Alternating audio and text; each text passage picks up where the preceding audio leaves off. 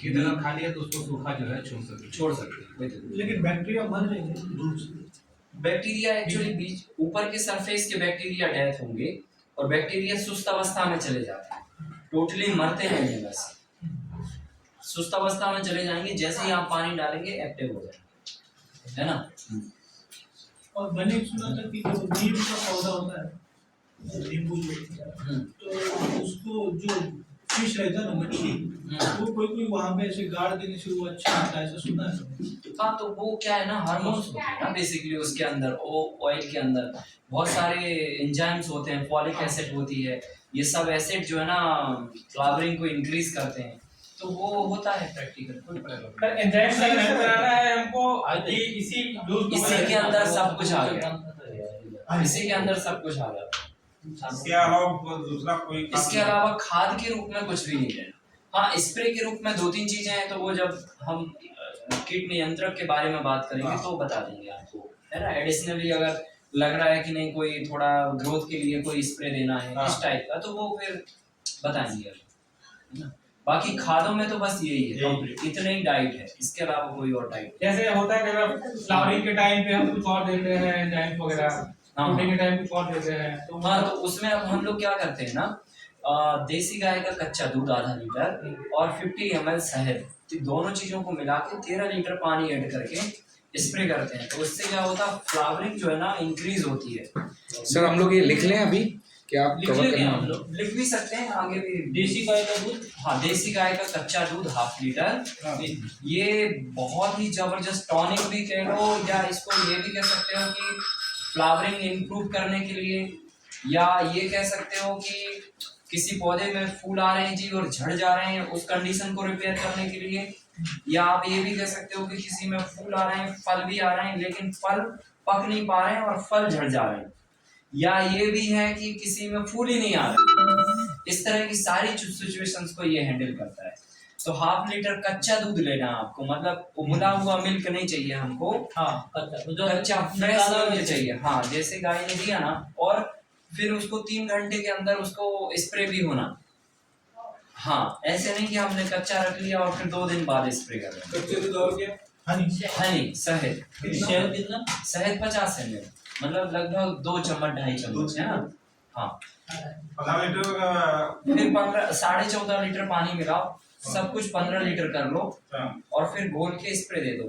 तो क्या करेंगे आप, पहले कच्चे दूध में 3 चम्मच शहद डाल देंगे और शहद को पहले दूध में डिसॉल्व कर लेंगे, क्योंकि आप 15 लीटर पानी में उसे नहीं घोल पाएंगे।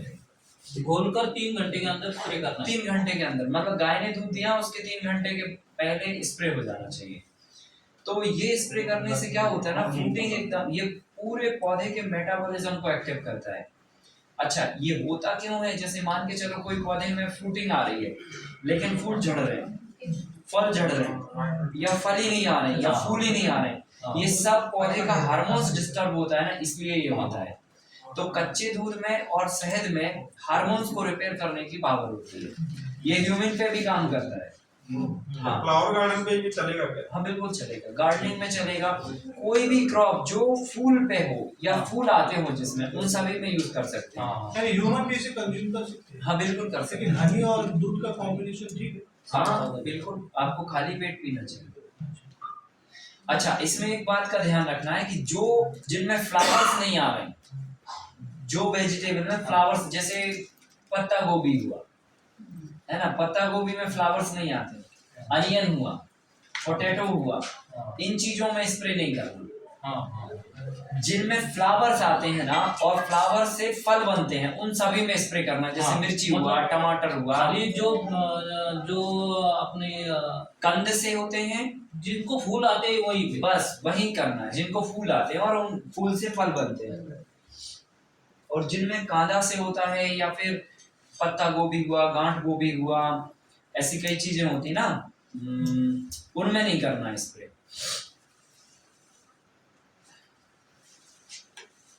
स्प्रे से पूरे पौधे में करना, पूरे पौधे पे करो, पत्तियों को भिगोना चाहिए, पत्तियों पे होना चाहिए, ठीक है। तो ये चीज जो है ना, ये ऐसे टॉनिक के रूप में आप इस्तेमाल कर सकते हैं। तो अगर आपने मिट्टी को सही डोज दे दिया है और आपने क्रॉप लगा दी है और रेगुलर सब कुछ चल रहा है, तो आप बीच में अगर जरूरत आपको महसूस होती है तो आप ये स्प्रे इस्तेमाल कर सकते हैं, अदरवाइज जरूरत नहीं पड़ेगी आपको, क्योंकि ये डोज अपने आप में इतना पावरफुल है कि आपने मिट्टी को सुधार लिया और ये डोज दे दिया, खत्म। इसके अलावा आपको कुछ भी मतलब ध्यान रखने की जरूरत नहीं है खास, है ना।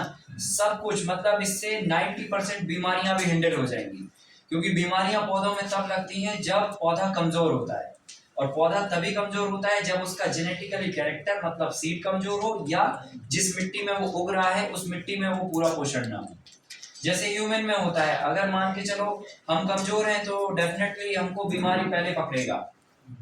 कोरोना इस सब का एग्जाम्पल है, आप सभी लोगों ने देखा, जो व्यक्ति कमजोर थे ना उसी आदमी को पकड़ा कोरोना, और जो मजबूत था उसको पकड़ा लेकिन छोड़ भी दिया, है कि नहीं है। तो क्या हुआ, आपका बॉडी कितना स्टेमिना है आपकी बॉडी में उसके ऊपर डिपेंड करेगा, क्योंकि बीमारी तो इस संसार में है ही ना, आप उसको खत्म नहीं कर सकते।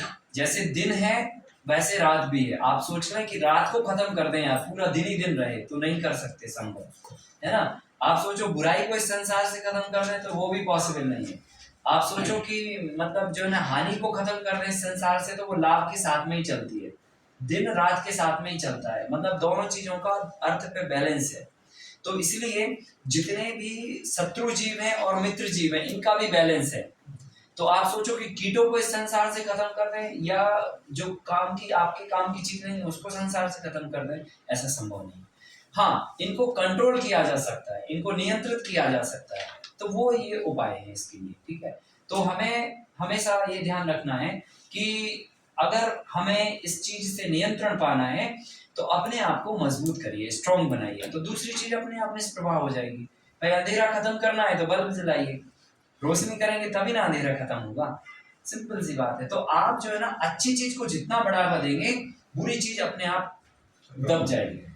अगर आप पौधे को मजबूत बनाएंगे तो बीमारी अपने आप दब जाएगी। हाँ, पर बीमारी आप कहें कि संसार में हो ही ना या लगे ना, तो ये पॉसिबल नहीं। ये बैक्टीरिया वायरस हमारे जीवन का हिस्सा है। मात्र एक एकड़ के लिए नहीं, एक पंप के लिए ये मतलब 15 लीटर का सॉल्यूशन है ये। हाँ। एक एकड़ में लगभग 2 लीटर दूध लगेगा आपको, हाँ, है ना, 4 टंकी लगेगा, 60 लीटर पानी लगेगा टोटल 1 एकड़ को। सर इस स्प्रे से हम टाइमिंग वो कर सकते हैं क्या, सेट कर सकते हैं क्या? हाँ, टाइमिंग आपको इवनिंग टाइम में ही करना है। नहीं, वो नहीं बोल रहा हूँ, जैसे हाँ। मेरे को अमरूद का ऑफ सीजन में। हाँ, टाइमिंग गुड, ये सही सवाल है। ये कब करना, जब पौधे में फ्लावर स्टेज आने की हो, वो टाइम से लेकर जब तक फ्लावर्स आ रहे हैं तब तक, उसी स्टेज में करने से फायदा हो। अब मान के चलो फ्लावर्स ही नहीं आ रहे हैं, वो टाइम ही नहीं है फ्लावर्स आने का, तो आप ये स्प्रे करके कोई फायदा नहीं कर पाएंगे। और अगर फल आ चुके हैं फिर स्प्रे करेंगे तो भी कोई फर्क नहीं पड़ पाएगा। जब फ्लावर्स आना चालू हो रहे हैं तभी मतलब हार्मोन्स उसके एक्टिव हैं, तभी ये स्प्रे करने से हार्मोन्स और एक्टिव होंगे या अच्छे से काम करेंगे, ऐसा है। तो अब जैसे मान के चलो आम की क्रॉप है या अमरूद की है, तो इनको 2 बार कर दो आप। एक बार जब फ्लावर स्टार्ट हो रहा है और जब एक बार मतलब फल बन रहे हैं और फ्लावर्स भी आ रहे हैं तब। लेकिन यही चीज जैसे मिर्ची आ गई या बैगन आ गया या ये रेगुलर चलने वाली चीजें, एक बार चल गए तो मतलब फ्लावर्स भी आ रहे हैं, फल भी बन रहे हैं, टमाटर भी तो टूट रहे हैं, फिर नए फ्लावर्स भी आ रहे हैं, तो इनको लगभग 15 दिन में एक स्प्रे दे दो, है ना। जो रेगुलर चलने वाली फसलें हैं उनको 15 डेज में एक बार स्प्रे, और जो सीजनेबल क्रॉप है उनको 2 बार खाली, बस ऐसा ये प्रोटोकॉल करके आप कर सकते हैं। इसके बहुत अच्छे परिणाम हैं। अभी देहरादून में उत्तराखंड में काफ़ी जगहों पर हम लोगों ने धान की क्रॉपों में ये इस बार करवाया था, काफ़ी पैडी की क्रॉप में। तो धान मतलब जो है ना जमीन पे गिर गई है, इतना वेट और इतना फ्लावर्स उसके अंदर आए, इतना अच्छा इम्पैक्ट पड़ता है इसका। सर 1 एकड़ का रेशियो फिर से बताएंगे? 1 एकड़ का क्या है ना, नहीं 1 एकड़ का ऐसे नहीं बता सकते, कारण क्योंकि 1 एकड़ का स्टेज अलग अलग है ना। जैसे अभी हमारे टमाटर की क्रॉप है फॉर एग्जांपल, वो इतना हाइट का है, तो 4 टंकी में हो जाएगा। लेकिन एक का बहुत बड़ा है, उसमें ज्यादा लीव्स हैं तो ज्यादा स्प्रे लगेगा। तो आप मोटा ऐसा मान लो 4 टंकी से 6 टंकी के बीच में हो जाएगा, छोटा है बड़ा है क्रॉप उसके साथ। तो या तो 2 लीटर दूध लगेगा या 3 लीटर, 2 से 3 लीटर एक एकड़ को दूध लग जाए ऐसा। हाँ हमने सर धान लगाया हुआ था जी तो हमारे धान में सब कुछ तो अच्छा था जी लेकिन उसका जो दाना बैठने का सिस्टम था जी। वो लगभग 50% तक खराब गया।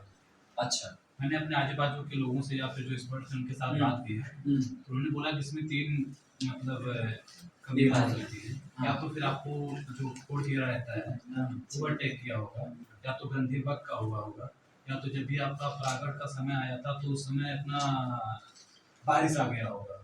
लेकिन सर जब मैंने उसको उसका जो जहाँ पे चावल लगता है डंठल वो निकाल के देखा तो वो आसानी से नहीं निकल रहा था। अच्छा। तो इसलिए ऐसा लग रहा था कि उसमें खोड़ कीड़े का तो असर कम रहा होगा।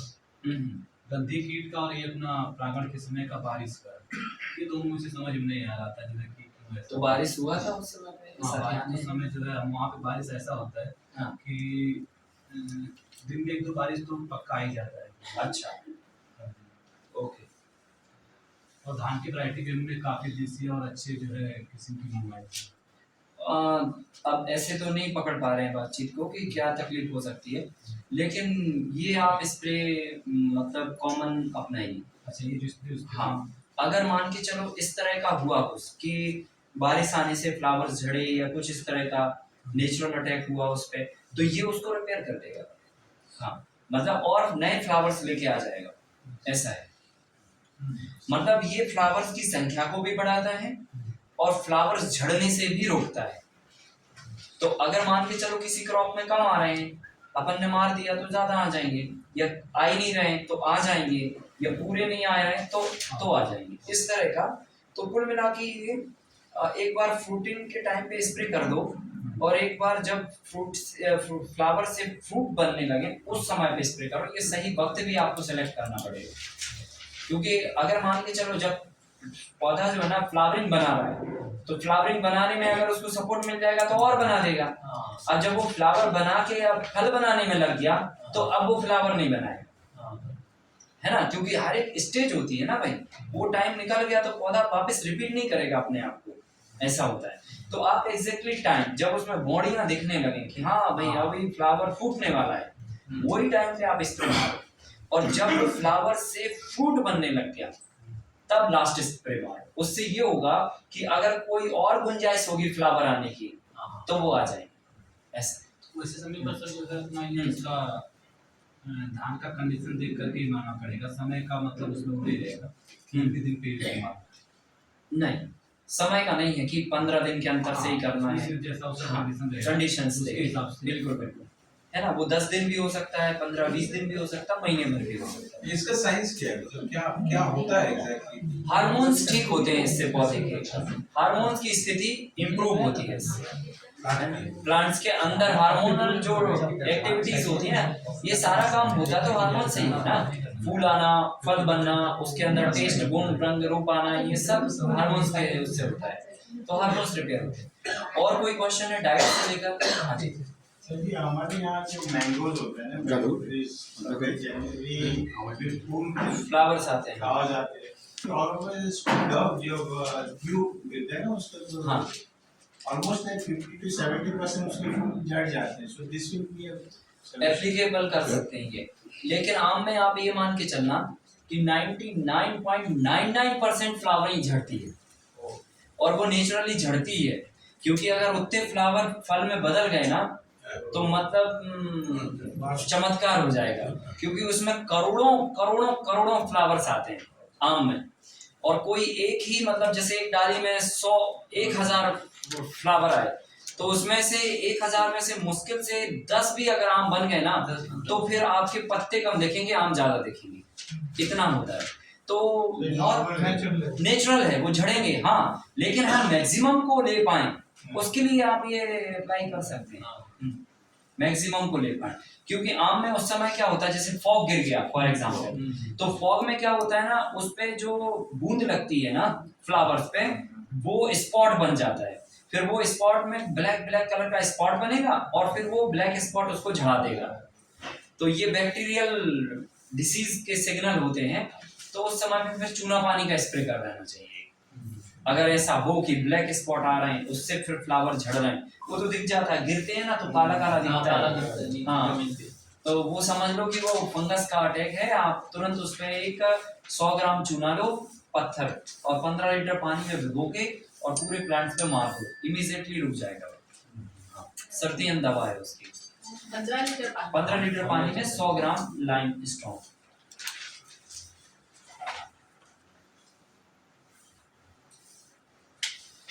और कंपोस्ट से लेकर कोई डिस्कशन? सुबह में जो कंपोनेंट हम लोगों ने डिस्कस किए थे, इसमें ओवरऑल कोई डाउट है?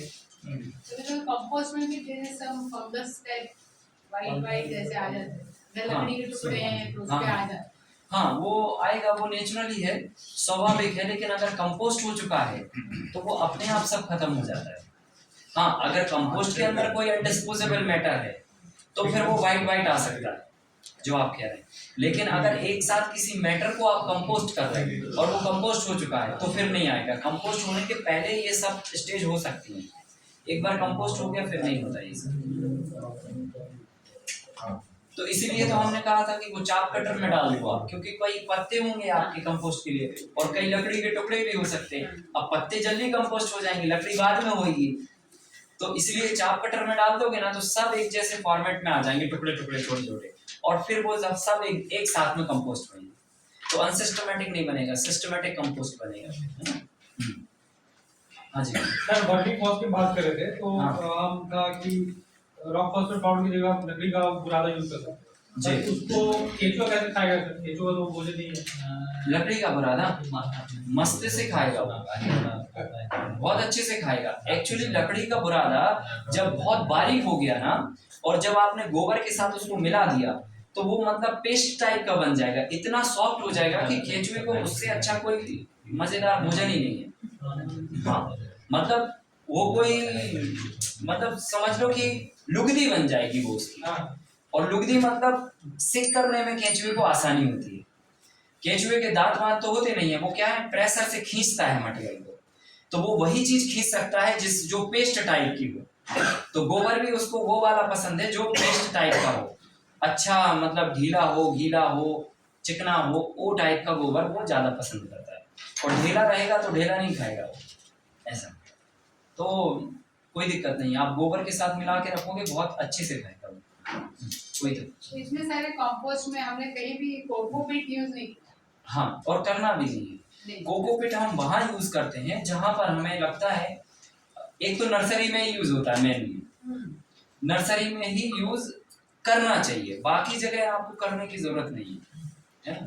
देखो, अगर हम उस तरफ चले जाएंगे ना अभी तो हम सॉइल को नहीं सुधारेंगे। कोकोपीट क्या है, बेसिकली रूट के डेवलपमेंट के लिए है, और सॉइल ऑलरेडी रूट के डेवलपमेंट को करने को तैयार है, और सॉइल हार्ड है। अब हार्ड है तो हम कोकोपीट डाल के उसमें रूट डेवलपमेंट ना करें, हम सॉइल को सॉफ्ट बनाएं ताकि फिर हमें ये कभी जरूरत ना पड़े। तो हम केवल कोकोपीट का प्रयोग वहां करेंगे जहां हमें नर्सरी बनानी होगी, और वहां पे भी आपको जरूरत नहीं पड़ेगी, आपको नर्सरी वाले विषय में हम समझा देंगे, है ना। पर ये कंपोस्ट बनाने में काम में नहीं आता।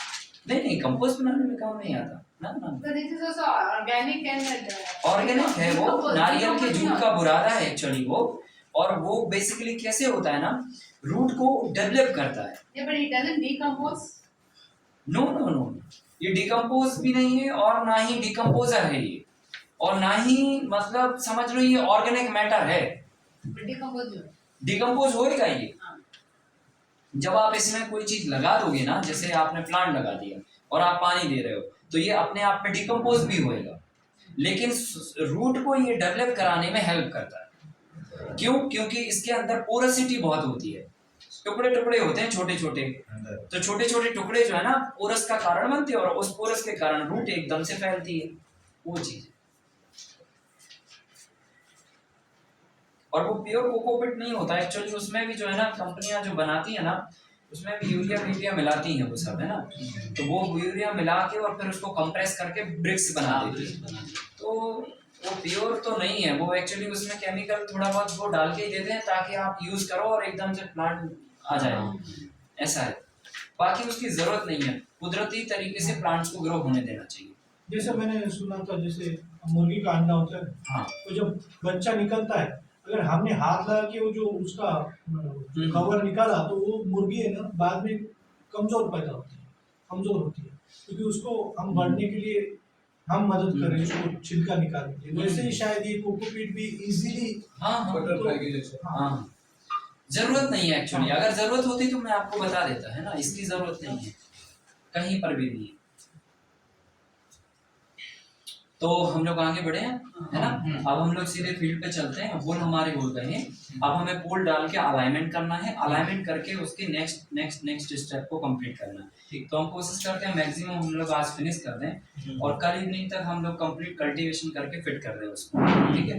एंड फिर उसके बाद हमारे पास मेडिसिन बचेगा, डिहाइड्रेशन बचेगा, सीड बैंक बचेगा, है ना, ये सब टॉपिक बचेंगे तो फिर हम लोग इनको डिस्कस करेंगे, ठीक है। तो चलिए पीडीएफ हमको पीडीएफ ना ग्रुप का हमें पता नहीं है, मैं सलोनी जी को या आप में से किसी एक को भेजता हूँ, फिर आप लोग डाल दीजिएगा, है ना। हाँ